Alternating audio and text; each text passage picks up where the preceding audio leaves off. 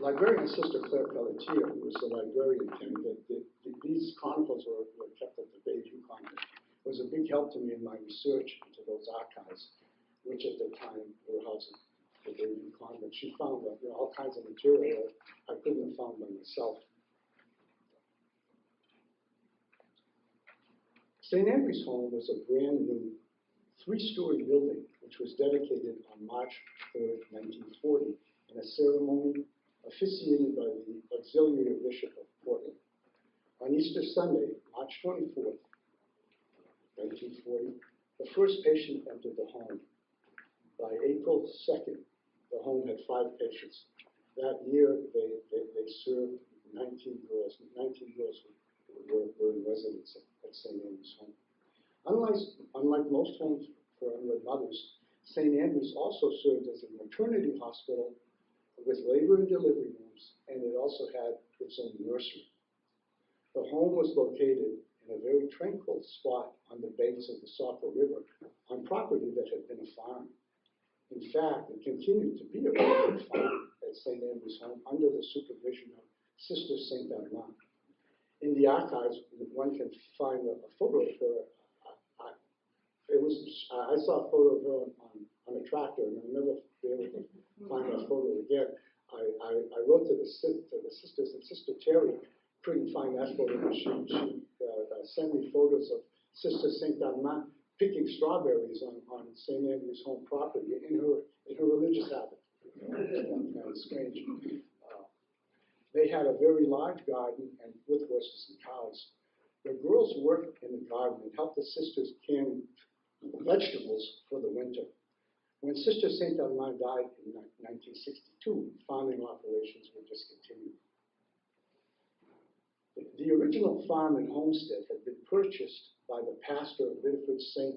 Andre's Parish, Father Atsu Dikari, and two other priests who were also his brothers. You had Zinon Dikari, who was based in the U.S., and Charles Dikari, who never left Canada, stayed in Quebec.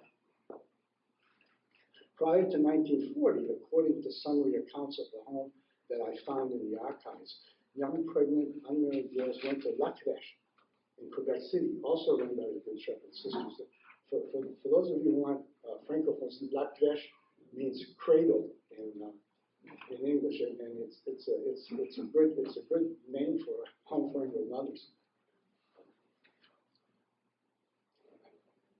The Good Shepherd Sisters had lots of experience in the ministry of tending to a home for unwed mothers, because they had been operating La Crèche since 1874. And my guess is when the home first opened, some of the sisters from La Crèche were transferred over to Biddeford. For those who did not go to La Crèche, Father Atu Dekari wanted to assure that children of Catholic mothers were adopted by Catholics. St. Andrew's, however, accepted patients of all religions. Protestant babies were adopted by Protestants, and Jewish babies were adopted by Jewish parents. Father Dekari invited the Good Shepherd Sisters to minister to the home, and they accepted. And anonymity was guaranteed, and I'll talk about that throughout my talk. In the early years, almost all the children born at St. Andrew's were given up for adoption. Much of the literature in this field of social history, sociology, and psychology described the trauma and guilt of the young unwed mother, often with no other choices, constrained into giving up her baby for adoption. Dr. Andre Fortier, who delivered babies at St. Andrew's,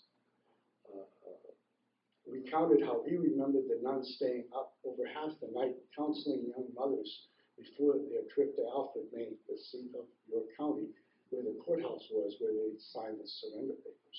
Sister Viola Lozier has recounted to me that they brought one young lady to Alfred 3 times. The first 2 times she just couldn't sign the papers, but finally the 3rd time she did and surrendered her child.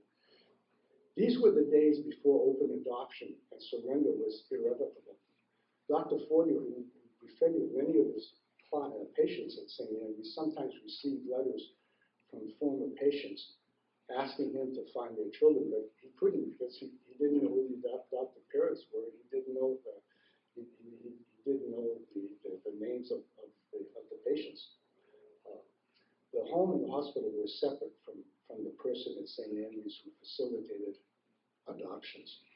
Only that person, and perhaps a trusted staff member, knew the birth mother's real name and the identity of the adopted parents. Today, St. Andrews Home has facilitated the reunions of over 150 birth mothers and their children. And Sister Terry will ran that program, so she can talk a lot more about it. Because I feel a little disadvantaged with Sister Viola's here, Sister Terry is here. And they know a lot more about St. Andrews Home that I'll ever know. And I'm happy they are here so that they can fill in the gaps of my knowledge and perhaps be able to answer questions that are posed to me at the end of this session that I don't know the answers to.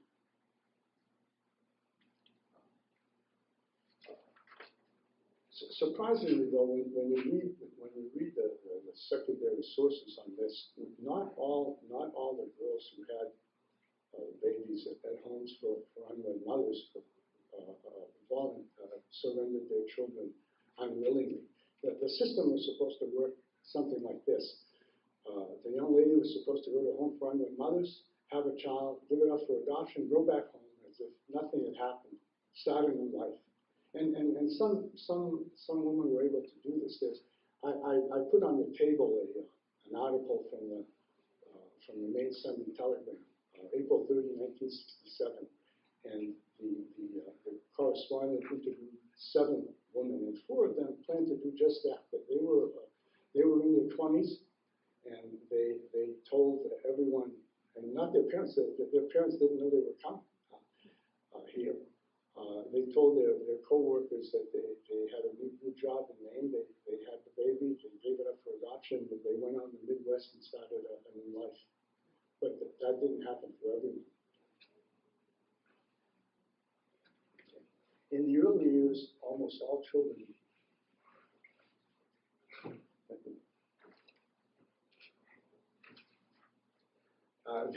This talk was going to be a lot longer, and I cut it back because I didn't want you folks to have to sit through an hour talk or an hour and 15-minute talk. Okay, big change, 1941. Because St. Andrews was underutilized, it began to accept a married woman as patients in October 1941. The married women, however, were housed on a different floor than the unmarried girls. Married women continued to deliver babies at St. Andrews until 1952, when, as the home's patient population increased, they decided to focus on their ministry to unwed mothers. Soon after married women were accepted, we start seeing names of mothers. The first 2 married mothers who had children at St. Andrews Home was Mrs. Udson Nolet and Mrs. Jerome Diney. It was nice to see real names because the girls at the home were given pseudonyms. Unfortunately, and you start seeing reports of visits of parents and their little treasures, it was called. These archives, by the way, were all in French until March of 1967, so it was a lot slower going doing the research. I'm happy when they switched over to English. And they did that because apparently the sisters who were entering the convent didn't speak French, so English became the language of daily use at St. Andrews. By November 1945, the 200th unmarried girl had entered the home. The home had been open over 5.5 years for an average of 3 unmarried patients per month, 36 per year. By November 1947, St. Andrews had delivered its 1,000th baby, and this is both in wedlock and out of wedlock. And Dr. Foi-La told me he was very proud because no mother or child had died in childbirth up to that time.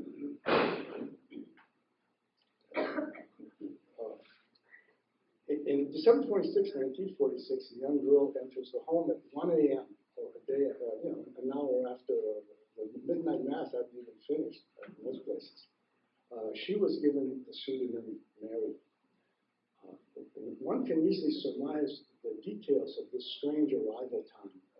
The parents relented and let their daughter, whom they probably considered errant in her ways and having brought shame on the family by her pregnancy, they let her celebrate Christmas at home, but she was brought to the home immediately after the family festivities were over, and not a minute later. Lynn, the girl from New Hampshire, was allowed to attend her brother's college graduation, but her mother made sure that she was wearing a long, heavy raincoat, even though it was a warm and sunny day. Lynn was almost 7 months pregnant. Her parents drove her to Biddeford the next day and dropped her off at a place that she had never seen. She had never felt so lonely and abandoned in life.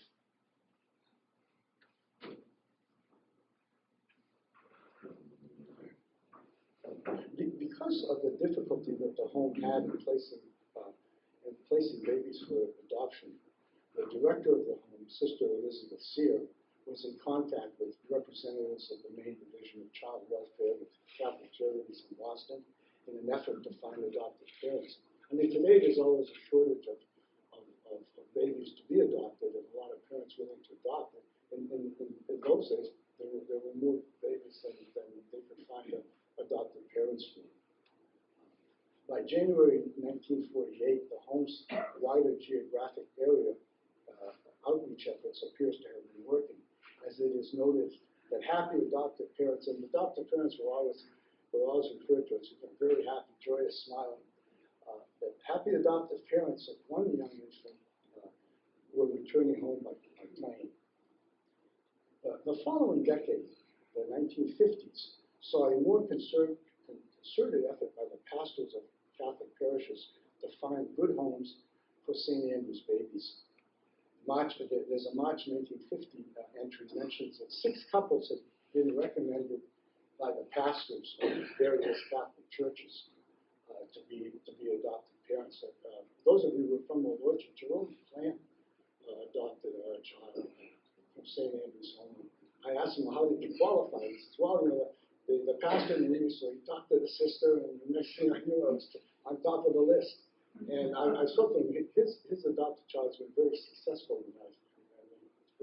It's been a blessing to his family. They mentioned some of the names. See, I would like it when I saw last names used at St. Andrew's home. So you have a Breton family that agrees to adopt a child in 1950, and the sisters are very relieved, and they marvel at the real charity in this world. This family already had children. Another local family, the Loziers, were praised for having adopted their 4th child from the home, and they had natural children themselves. By October 15, 1950, 1,500 babies had been born at St. Andrews, again, both in wedlock and out of wedlock.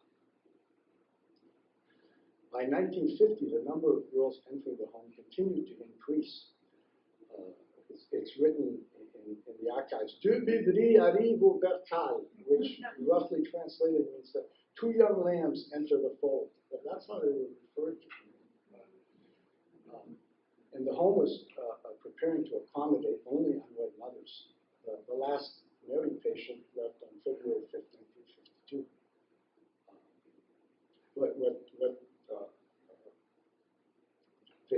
They were just getting busier. They figured they would focus on their primary apostolate. Because remember, the Sisters of Good Shepherd were founded in 1850, and they became a religious order in 1856. And their primary apostolate was to help girls coming out of jail, sort of serving as a halfway house, something like the Esther Residence does today. And they also helped unwed mothers. 5 days after the last married patient left, there were 20 girls at the home and 18 sisters in residence, which was big staff. Most homes for unwed mothers in this period of time usually worked with skeletal staff, especially on the weekends or very late at night. The home still had sufficient space, however, to accept Mrs. Helen Hamed as a patient in March 1952. Her diabetic condition was serious enough for her to receive the last rites, but she recovered under the watchful eye of the sisters.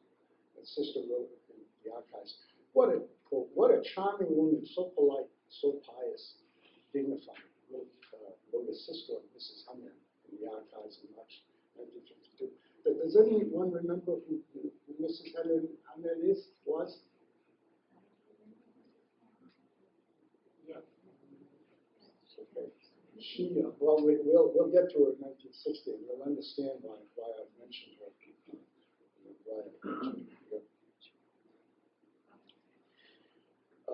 Going over the archives in 1953, I saw a thank you note, and my wife told me very carefully, she said, don't read long quotations.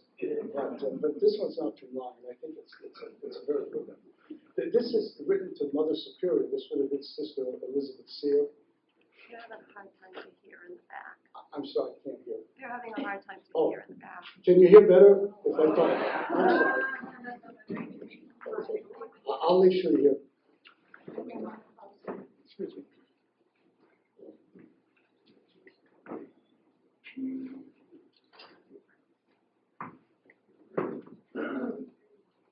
Okay, it's stuck between the pages in the archives in 1953 was a thank you note from Rachel to the Mother Superior. Can you hear me in the back now?